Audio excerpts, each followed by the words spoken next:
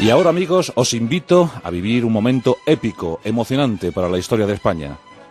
La guerra de las comunidades, la guerra de los comuneros. El siglo XVI hervía. Habíamos conquistado América, habíamos llegado a América. Pero desde Europa nos llegaba un emperador, o alguien que estaba dispuesto a ser emperador del Sacro Imperio Romano Germánico. A principios del XVI se gestó la última revolución medieval, pero también la primera revolución moderna, o como dicen algunos, la primera gran revolución constitucionalista. Los comuneros comenzaban a cabalgar por los campos de Castilla. Las dos mesetas eran su actuación, eran su campo de batalla. Y se rebelaron ante el poder que llegaba del extranjero. En 1516 había fallecido Fernando el Católico. Y ya por entonces el reino estaba algo deteriorado, algo resquebrajado. La economía no iba nada bien, nada boyante. Muchísimo oro era invertido en las empresas del extranjero, en las guerras que manteníamos en el extranjero. Y llegó un regente, el cardenal Cisneros, que no hizo sino preparar la llegada del nieto de Fernando el Católico. Y ese no era otro, sino Carlos I, el que sería Carlos I de España. Carlos I llegó en el otoño de 1517, un jovenzuelo que llegaba de Gante, con tan solo 17 años, y que no gozó, desde luego, no gozó del cariño de los habitantes de la península. Por aquellos tiempos, en España, había aproximadamente unos 7-8 millones de habitantes. Miramos los censos, miramos documentos, y es difícil precisar la población de entonces. Pero bueno, podemos establecerla entre los 7 y los 8 millones de habitantes. Por tanto, nos encontramos con un país claramente despoblado, y por si fuera poco, fuertes flujos migratorios hacia América. Como os podéis imaginar, la situación económica era muy precaria, bastante precaria, y por si fuera poco, el comercio exterior no era muy boyante. La lana era la gran abanderada de nuestro comercio, la empresa textil. Los comerciantes intentaban salvar la situación. Pero llegó Carlos, y Carlos tenía una seria aspiración: ser emperador de Europa. El poder imperial, el poder absoluto. Y quiere implantar una monarquía absolutista. Y frente a eso, los nobles de la baja nobleza, los burgueses, las capas medias, los estratos medios de cada ciudad, efectivamente la burguesía y en cierta manera el campesinado. La alta nobleza, la aristocracia, estaba al lado de su rey. ¿Qué pasaría? ¿Qué ocurriría? Desde luego, la gente de la ciudad, la gente de las diferentes ciudades castellanas, más bien apoyaban la posición del príncipe Fernando. Fernando se había criado en España, había recibido educación española. Pero Carlos no hablaba castellano. Carlos venía rodeado por flamencos que muy pronto iban a ocupar los sitios hegemónicos en la corte española. Ahí estaba Chevré, el consejero real, el infame Chevré. Pero después de la muerte de Chevré, llegaría Mercurio de Gratinara, el canciller, y por supuesto, Adriano de Utrecht. Esto además crispó los nervios de muchos, porque Adriano de Utrecht, el flamenco, ocupó el arzobispado de Toledo. Eso era más o menos decir que Adriano era el segundo en importancia en la corte española. Los flamencos, por tanto, ocuparon el poder. Carlos, buscando sus reivindicaciones imperiales, subió los impuestos, estableció subsidios para poder así comprar la voluntad de algunos príncipes electores. Quería a toda costa ser emperador, y lo consiguió, desde luego. La baja nobleza castellana, los burgueses, los hidalgos, los bachilleres, no estaban dispuestos a consentir eso. España quería ser la primera potencia mundial, pero no a costa de perderlo todo, no a costa de hipotecarnos en Europa. Algo había que hacer, y las exigencias eran muy claras. No a la entrega de cargos a los extranjeros, a los flamencos. No a la marcha irrefrenable de la moneda hacia Europa. Había que mirar con sumo cuidado el comercio de la lana al exterior. Había que buscar nuevas posturas, nuevas reivindicaciones y, por supuesto, no a que se nombrara a dedo a los corregidores de las ciudades castellanas. Muchos están dispuestos a la sublevación y esta se va gestando entre 1517 hasta que terminó la Guerra de los Comuneros en 1522. La situación, como os digo, era bastante tensa. En 1519 llega la noticia. Carlos será nombrado emperador. Esto ya termina por encender a los más sosegados.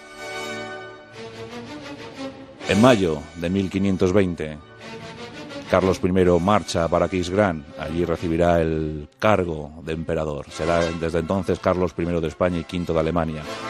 Dicen las malas lenguas que a Carlos le interesaba muy poco lo que había en España. De hecho, sus flamencos, los que estaban en el poder, despreciaban a los españoles.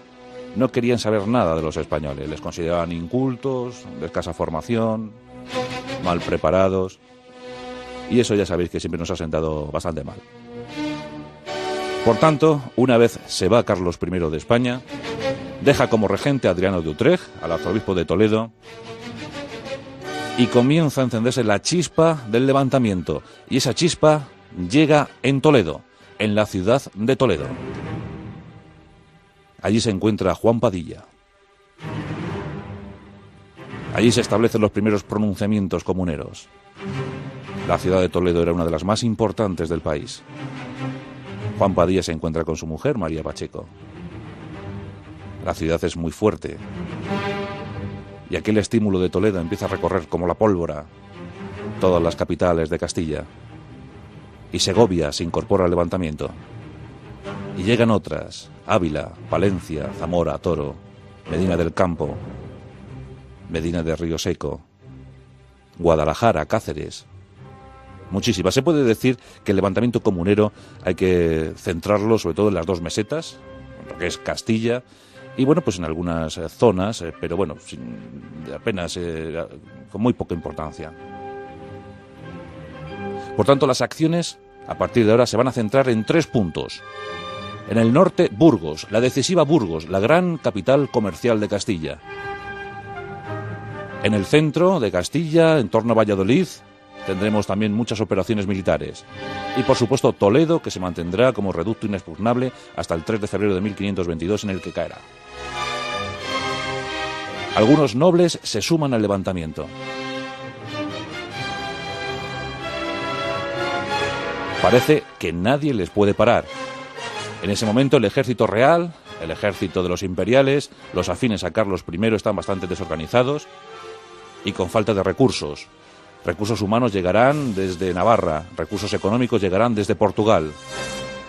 Se empiezan a organizar los dos ejércitos. En principio los comuneros no quieren enfrentamientos directos, no cuentan con muchos efectivos. Quieren simplemente escaramuzas y mantener una situación hasta llegar al pacto, a la negociación. Que se mire por sus intereses. Sus derechos están muy claros. Ellos pretenden reunirse.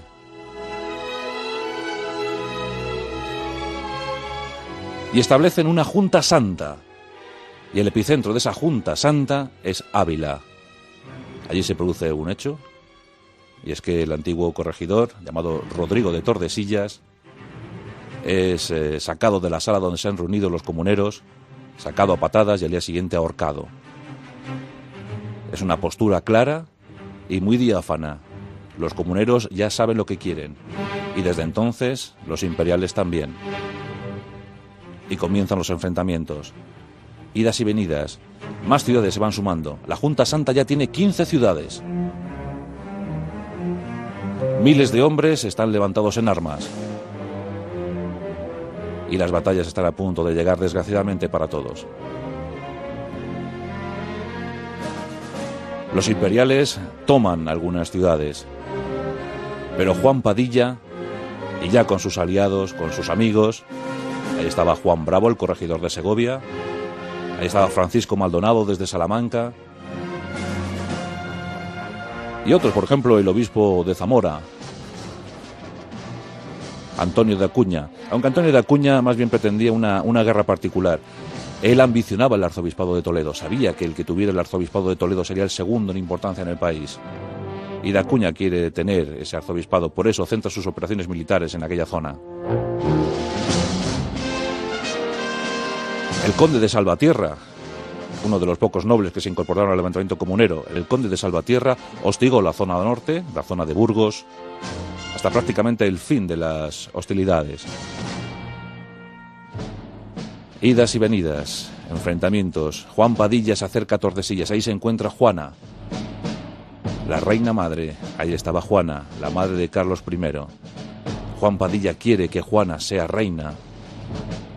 Y aquí vemos que Juana no estaba tan loca como decían. Juana decidió no asumir eso. Juana no quiso ser reina.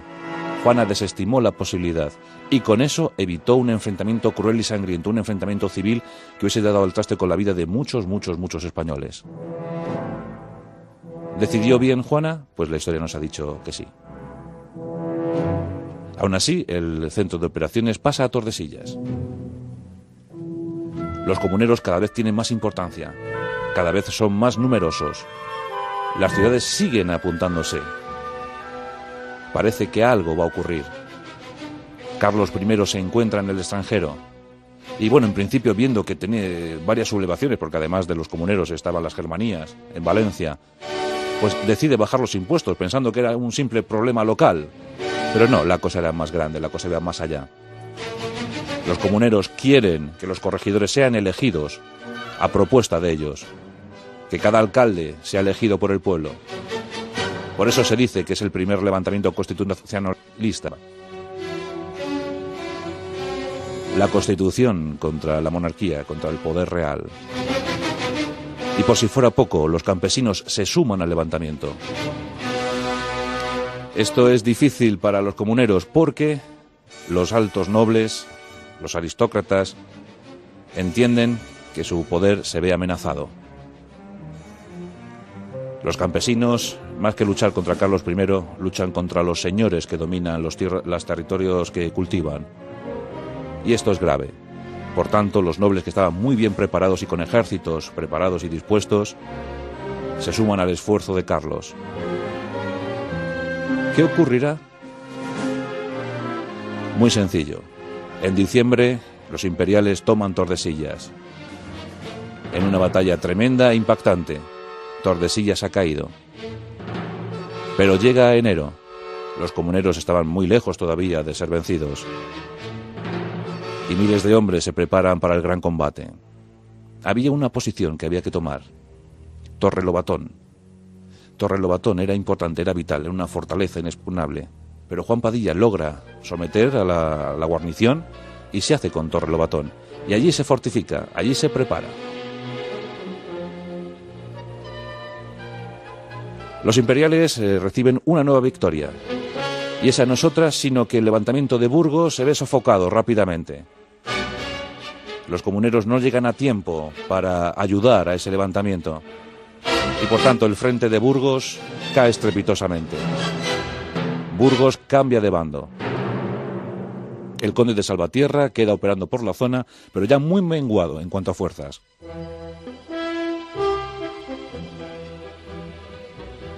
Y nos vamos acercando a la fecha del 23 de abril. Aquí tenemos a Juan Padilla como gran capitán general de la tropa comunera, con sus hombres, con sus capitanes, Juan Bravo, Francisco Maldonado, Pedro Pimentel. Se encuentran en Torrelobatón. Y allí tienen unos cuantos efectivos. Pero la desesperación empieza a hacer estragos en la tropa. Habían llegado refuerzos de varios puntos, por ejemplo Madrid, una ciudad comunera. Madrid se había levantado también. Y había unos cuantos hombres, 6.000 hombres se consiguió reunir al final. Pero hubo muchas deserciones, muchísimas deserciones. La gente se desesperaba, la gente no cobraba, la gente estaba aburrida, la gente se iba. Y Juan Padilla ve cómo se van acercando las tropas del enemigo. Demasiadas lanzas, demasiados escopeteros, demasiada artillería. Juan Padilla está dudando. ¿Qué debe hacer? ¿Atacar? ¿Salir? ¿Buscar refugio en la cercana ciudad de Toro? Piensa el asunto demasiado, y tanto lo piensa que al final comete muchos errores tácticos. Las tropas que llegan desde el Condestable de Castilla, enviadas desde Burgos, llegan y se unen a las del Almirante de Castilla, y forman una formidable tropa. Cuando Juan Padilla toma la decisión ya es demasiado tarde. Con sus 6.000 hombres sale de Torrelobatón. El 23 de abril de 1521 era un día tremendamente lluvioso. Una feroz tormenta sobre la zona. Los hombres cansados, hostigados, salen de la fortaleza. Quieren llegar a Toro y allí hacerse fuertes. Pero los imperiales estaban al tanto. Y el conde de Haro no estaba dispuesto a dejar pasar una oportunidad semejante. Los 6.000 hombres, con escasa caballería, apenas 200-300 jinetes, están en plena huida. El conde de Haro se percata de ello y lanza a su caballería. 600 hombres perfectamente preparados se lanzan contra las tropas comuneras. Estamos cerca de la aldea de Villalar, en el puente llamado de Fierro. La caballería imperial impacta contra los comuneros y estos quedan tremendamente desorganizados. Los hombres caen a decenas. Ni siquiera han podido preparar una formación de combate. Muertos por doquier. Juan Padilla se desespera. Sus hombres empiezan a escapar, empiezan a huir. A todo esto, Juan Bravo y Francisco Maldonado consiguen hacerse fuertes en la aldea de Villalar. Pero las arengas de Juan Bravo son insuficientes y los imperiales arrasan. La estimación de bajas es pues muy imprecisa. Podemos hablar de unos 200 a 1.000 hombres muertos por parte de los comuneros. La batalla se convierte en una auténtica carnicería, en una refriega. Los comuneros son desorganizados. Los que logran escapar intentan llegar a Toro, pero son perseguidos y capturados. Es el desastre total para los comuneros. El desastre total para las ambiciones de las ciudades de Castilla. Los nobles cercanos a Carlos se frotan las manos. Han conseguido en un solo día desbaratar todo el levantamiento comunero, la última de las revoluciones. Lo consiguieron en poco tiempo. Los líderes son capturados. Juan Padilla, Juan Bravo, Francisco Maldonado, Pedro Pimentel, son capturados allí mismo y en un juicio sumarísimo, ejecutados al día siguiente. La noticia corre por toda Castilla. Los escasos combatientes que quedan dispersados por la meseta pronto se entregan o escapan. Ya nada se puede oponer al poder imperial de Carlos. Solo queda un último reducto y ese es Toledo.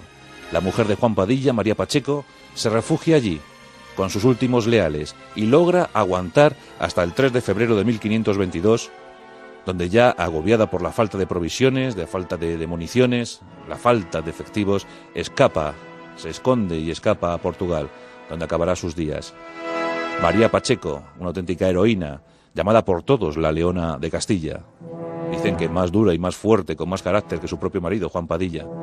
Juan Padilla, un jovencito, murió con 30 años apenas. Fue el fin de ese levantamiento. Fue el fin de una aspiración sana y noble. Y también, hay que decirlo, Carlos I de España y ahora V de Alemania se fijó decididamente en España. Sí, aquel levantamiento le hizo pensar, le hizo reflexionar. Y los nobles flamencos fueron depuestos. Adriano de Utrecht fue nombrado papa poco después. Pero Carlos I volvió a España más decidido que nunca a ser español. Aprendió el idioma, se implicó en la situación, bajó los impuestos y desde entonces la historia de España ya la conocemos. El nuevo enemigo era Francisco I de Francia. Y sus invasiones en Navarra provocaron que muchos comuneros se rehabilitaran, consiguieran el perdón, marchando a las guerras en Navarra. Muchos fueron perdonados, pero otros 23 líderes fueron ejecutados sin compasión 2 años después. Aspiraban al autogobierno, aspiraban a unas mejores condiciones en los impuestos, querían elegir a sus corregidores, a sus alcaldes, querían que el comercio de la lana fuera justo y equitativo, querían que la riqueza de España no saliera al extranjero a pagar guerras injustas. Nobles ideales, causas que se podían seguir perfectamente. El movimiento comunero supuso un antes y un después, y desde luego todo lo que pensaba aquel joven rey llamado Carlos se cambió posiblemente gracias al empuje de aquellos hombres, de aquellos héroes. Y desde aquí nuestro homenaje a Padilla, a Maldonado, a Bravo, a Pimentel, Pedro de Ayala, el conde de Salvatierra, luchando hasta el final el hombre con lo que podía. Lo intentaron y de alguna manera lo consiguieron. Las guerras comuneras, el primer levantamiento constitucional, la primera revuelta de la edad moderna española.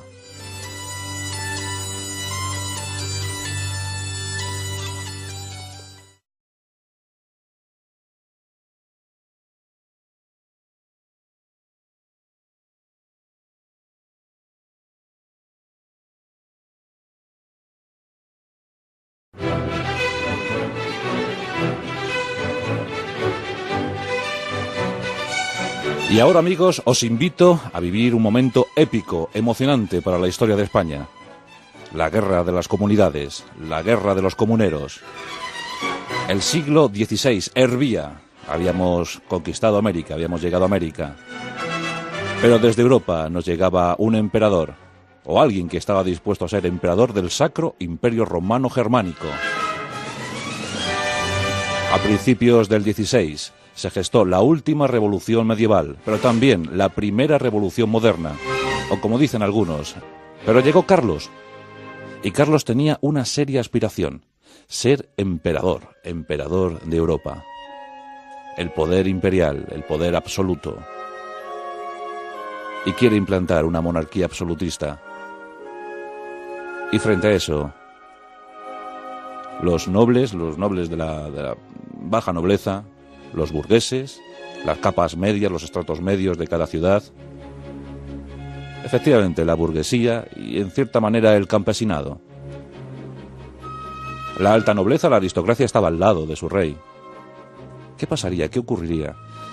Desde luego, latido en las empresas del extranjero, en las guerras que manteníamos en el extranjero. Y llegó un regente, el cardenal Cisneros, que no hizo sino preparar la llegada del nieto de Fernando el Católico.